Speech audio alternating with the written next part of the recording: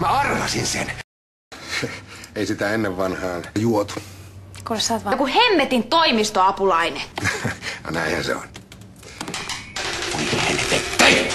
Mikäs toi paska voi? No se on vaan ohimenevää. Musta ei mihinkään muuhun kuin johonkin kahvin keittoon. Terve meno vaan! Moi. No moi, mitäs me... Moi. Maarit Salino. Mitäs Takahuoneeseen. tänään kuuluu? Tai mulle tai Aleksille. No, ja siellä oli sun paska. Kiitos. Miksi et sä kertonut mulle, että se tulee tänään? Koska sitä onnistuu täysin. Ai, Toivottavasti on leikannut pahimmat kohdat pois. sua taitaa vaan vähän jännittää. Sillä ohjelmalla sillä on tosi kovat. Milloin sä oot ruvennut kulttuuriohjelmia seuraamaan? Se vaan sattui sattumalta silmiin. Se Söksilehdessä. Niin tai näistä ohjelmaa mä en katso. Liian kiusallista.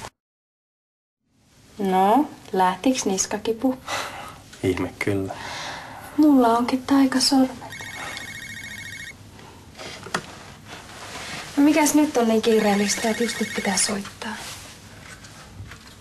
Seppo tässä taas, hei. Kai te käytätte kondoomia. Mä kuuntelen vaan viestin. Kiukkunen se soittaa. On silti hyvä, että et näe minua nyt. Ihmisen ikävä.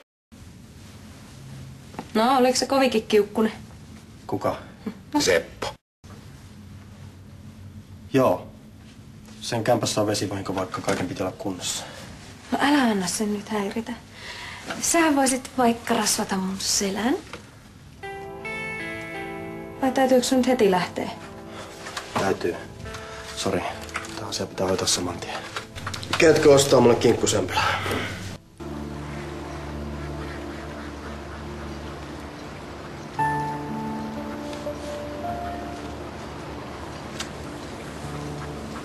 Moi!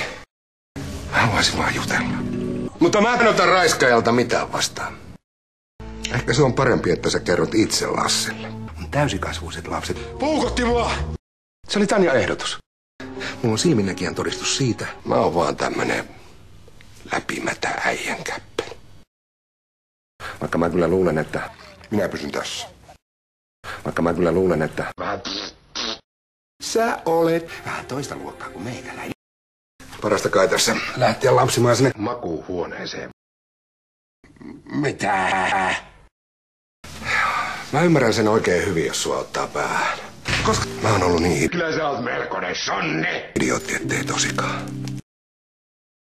Me lähdetään taalasmaitten kanssa paska. Voi hemmeli. Paska.